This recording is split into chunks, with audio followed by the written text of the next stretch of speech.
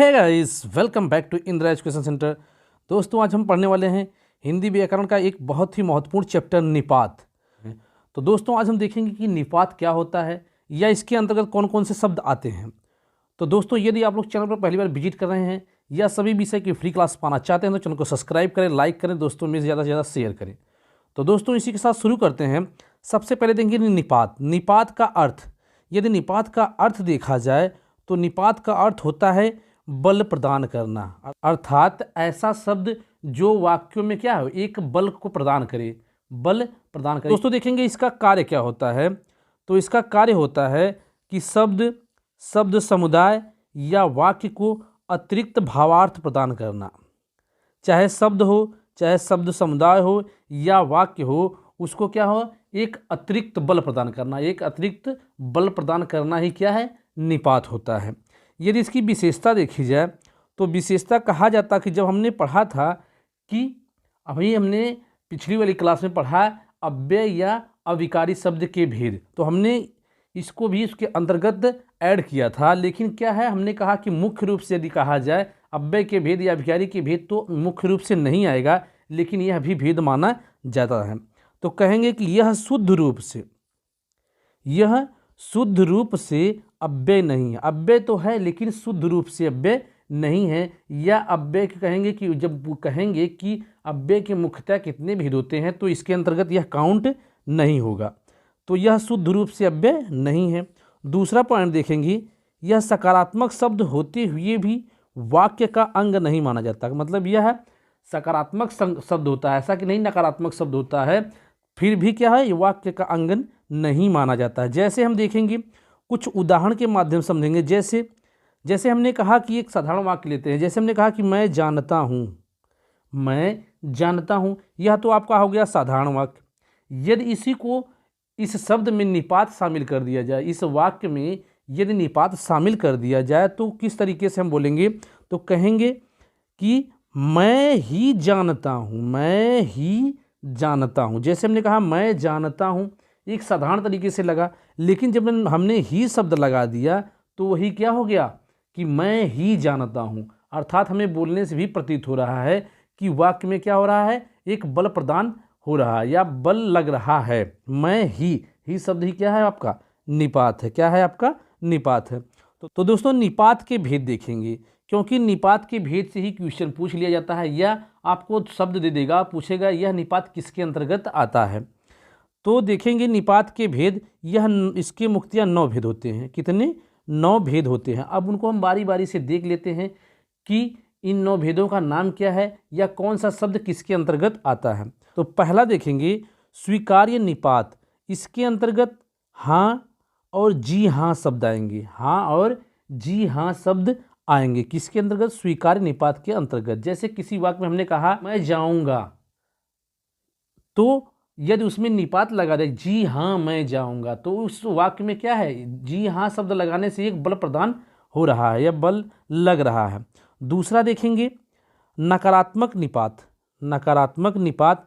यदि इसके अंतर्गत बात की जाए कौन शब्द आते हैं, तो इसके अंतर्गत नहीं शब्द और जी नहीं शब्द आते हैं। किसके अंतर्गत, नकारात्मक निपात के अंतर्गत। निषेधात्मक निपात और नकारात्मक निपात में कंफ्यूज मत होना, क्योंकि जहां नकारात्मक निपात है वहां पर नहीं और जी नहीं है।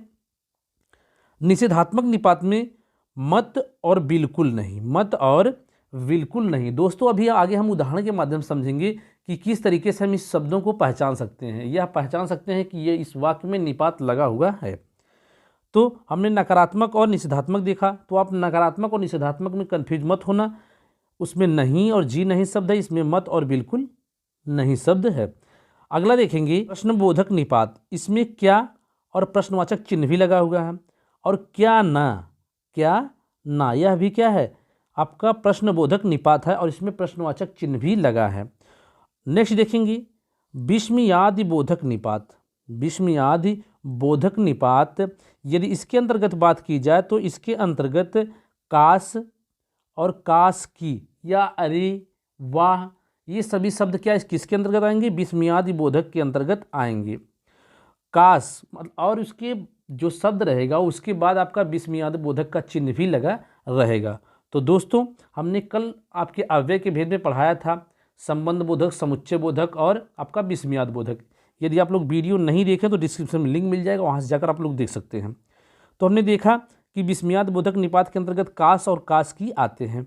नेक्स्ट देखेंगे आपका छठा है अवधारणा बोधक निपात। अवधारणा बोधक निपात, इसके अंतर्गत बात की जाए तो इसके अंतर्गत ठीक, करीब, तकरीबन और लगभग शब्द आते हैं। तो अवधारणा बोधक निपात के अंतर्गत ठीक, करीब, तकरीबन और लगभग शब्द आते हैं। नेक्स्ट देखेंगे तुलना बोधक निपात। तुलना बोधक निपात, यदि इसके अंतर्गत बात की जाए तो इसके अंतर्गत 7 शब्द आता है। सिर्फ क्या आता है? 7 शब्द आता है। अगला देखेंगे हमारा नेक्स्ट है आदर्श सूचक निपात। आदर्श सूचक निपात, आदर्श सूचक निपात के अंतर्गत जी शब्द आता है। क्या आता है? जी शब्द आता है। और नेक्स्ट और लास्ट देखेंगे बलदायक या सीमा बोधक निपात। यह बहुत ही महत्वपूर्ण है क्योंकि यहाँ से क्वेश्चन बार बार पूछा जाता है, बलदायक या सीमा बोधक निपात। तो इसके अंतर्गत तो, ही, भी, तक, सिर्फ, मात्र और भर शब्द क्या आते हैं? किसके अंतर्गत? बलदायक या सीमा बोधक निपात के अंतर्गत आते हैं। तो दोस्तों हमने देखा कि निपात क्या होता है, निपात का अर्थ क्या होता है। निपात का अर्थ होता है बल प्रदान करना, अर्थात तो वाक्य में ऐसा शब्द जोड़ दिया जाए जिससे क्या हो, उस वाक्य पर एक बल लगे या उस वाक्य में एक बल का प्रयोग हो, उसी को हम निपात कहते हैं। और निपात के कुल 9 भेद होते हैं। तो दोस्तों हमने उसको बारी बारी से देखा कि उन नौ भेद का नाम क्या है या उन भेदों के अंतर्गत कौन कौन से शब्द आते हैं। अब हम कुछ उदाहरण के माध्यम से समझते हैं।